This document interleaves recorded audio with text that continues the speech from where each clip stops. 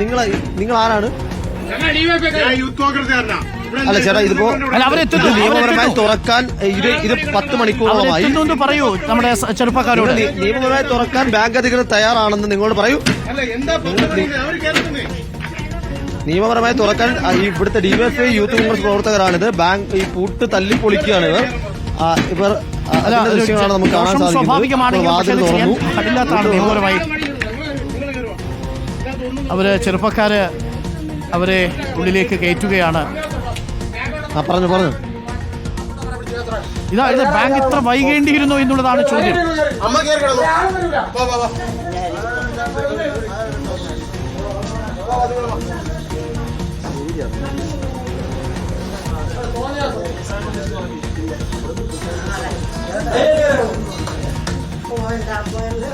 ഒരു പ്രശ്നമില്ല, ഞാൻ അറിയാത്ത വൈകി പോയി.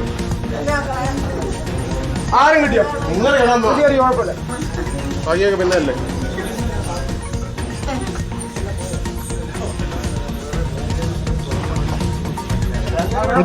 ഗോപാൽ വീട് തുറന്നു കൊടുത്തു. നാട്ടുകാര് അവിടുത്തെ ചെറുപ്പക്കാരാണ് വീട് തുറന്നു കൊടുത്തത്. എനിക്കൊന്നിനി ആ ഫ്യൂസും കൂടി ഇട്ട് കൊടുത്തത്. അവിടെ കറണ്ട് ഉണ്ടോ ഗോപാൽ? കറണ്ട് ഉണ്ട് ഡോക്ടർ അരുൺ. ഇപ്പോൾ ഇവിടുത്തെ ഡിവൈഎഫ്ഐ യൂത്ത് കോൺഗ്രസും ഡിവൈഎഫ്ഐ പ്രവർത്തകരും തുറന്നത്. ഇവർ അത്യന്തം രോഷാകുലരായി ഇവിടേക്ക് വന്ന് ഇനി അധികം നേരം ഇവരെ പുറത്തിരുത്താൻ കഴിയില്ല എന്ന് പറഞ്ഞ് ഇവരെ വീടിനുള്ളിലേക്ക് പ്രവേശിപ്പിക്കുകയായിരുന്നു. ഇവർ പൂട്ട് തല്ലിപ്പൊളിക്കുകയാണ് ചെയ്തത്. നമുക്ക് ആ പൂട്ടൊക്കെ നമ്മൾ നേരത്തെ ദൃശ്യങ്ങളിൽ കണ്ടതാണ്. ആ വീടിന്റെ ഉൾവശമാണ്. വീട്ടിനുള്ളിലേക്ക് അവർ കടന്നിരിക്കുന്ന ദൃശ്യങ്ങളാണ് നമുക്ക് കാണാൻ സാധിക്കുന്നത്. അല്പനേരം മുൻപ് ഇവിടേക്ക് എത്തിയ ചെറുപ്പക്കാർ, ഒരു കൂട്ടം ചെറുപ്പക്കാരുണ്ടായിരുന്നു.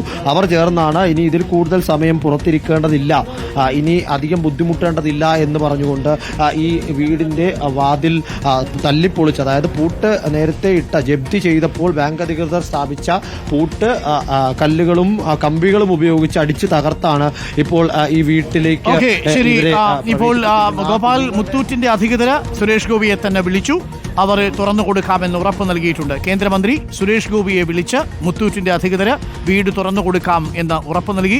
പക്ഷേ വീട് തുറന്നു കൊടുക്കാമെന്ന് ഉറപ്പ് നൽകി. അവർ 1 മണിക്കൂർ എടുക്കും അവിടെ എത്താനെന്ന് അറിയിച്ചു. പക്ഷേ അവിടെയുള്ള ഡിവൈഎഫ്ഐയുടെയും യൂത്ത് കോൺഗ്രസിന്റെയും ചെറുപ്പക്കാർ അവിടെ എത്തിയത് അമ്മയ്ക്ക് വെള്ളമൊക്കെ കൊടുക്കുകയാണ്. അത് തല്ലിപ്പൊളിച്ച് അവരെ ഉള്ളിലേക്ക് കയറ്റിയിട്ടുണ്ട്. ബാങ്ക് അധികൃതർ കാട്ടിയ നെറികേട് അവിടുത്തെ ചെറുപ്പക്കാർ വീട് തുറന്ന് ഉള്ളിലേക്ക് അമ്മയും കുടുംബത്തെയും കൊണ്ടുപോയിരിക്കുകയാണ്. ബാങ്ക് അധികൃതർ ഇന്ന് ഏകദേശം 8 മണിക്കൂറോളം അവർ ജപ്തി ചെയ്ത് പുറത്തായിരുന്നു. ഭക്ഷണം അവർ കാര്യമായി കഴിച്ചിട്ടില്ല. 2 ചായ മാത്രമാണ് കുടിച്ചത്. ഇവരുടെ മരുന്നുണ്ട്. എനിക്കൊന്ന് മരുന്ന് കഴിച്ചോ അമ്മ എന്ന് ചോദിക്കാവുന്നതാണ് ഗോപാൽ.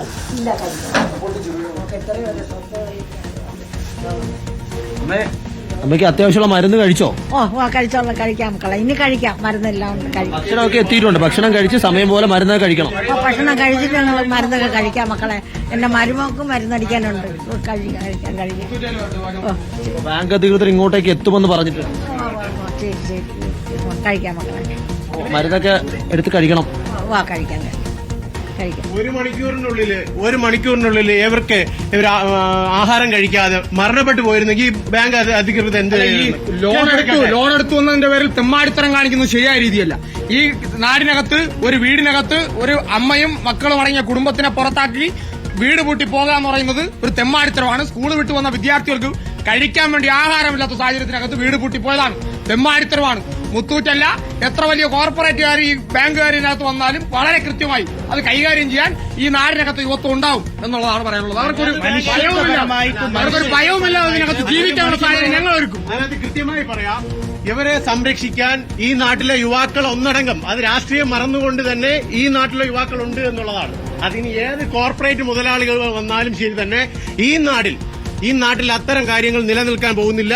ഈ അമ്മയെയും ഈ കുടുംബത്തെയും സംരക്ഷിക്കാൻ ഞങ്ങൾ മുന്നോട്ടുണ്ട് എന്നുള്ള കാര്യം വീണ്ടും ഓർമ്മിപ്പിക്കുക. ഇവിടെ രാഷ്ട്രീയമല്ല വലുത്. നമുക്ക് രാഷ്ട്രീയം മറന്നാണ് യൂത്ത് കോൺഗ്രസ് ആയാലും ഡിഫി ആയാലും ഇവിടെ മുന്നിട്ടിറങ്ങി ഈ അമ്മയ്ക്കുള്ള ബാക്കിയുള്ള എന്ത് കാര്യങ്ങൾക്ക് നമ്മൾ മുന്നോട്ട് ഒരുമിച്ച് നിൽക്കുമെന്നാണ് പറയുന്നത്. ചിലപ്പോൾ ഈ പൂട്ട് തുറന്നതിൽ കേസ് വരുമായിരിക്കും.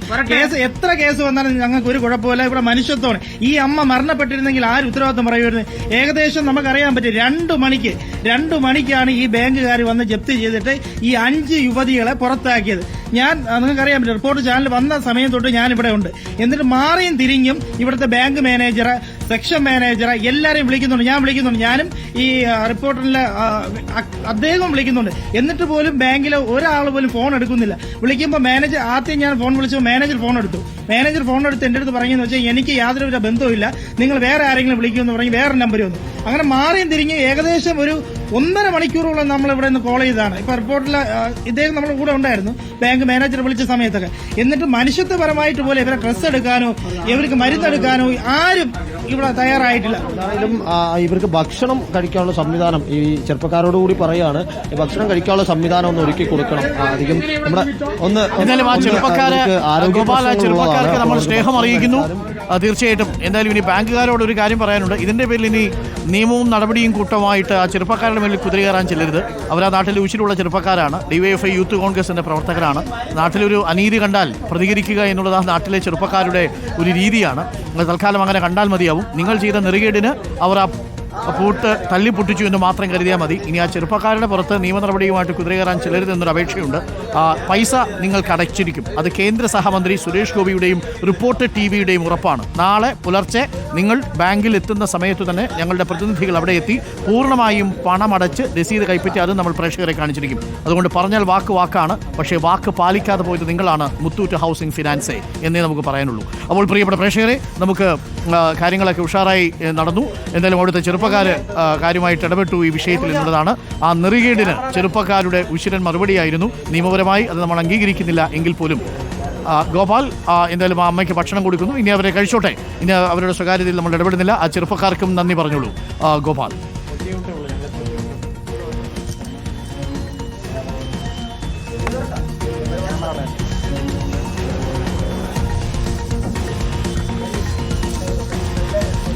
അങ്ങനെ നമ്മൾ ഇത് ശുഭപരിവസയായി ആയിരിക്കുന്നു എന്നുള്ളതാണ്.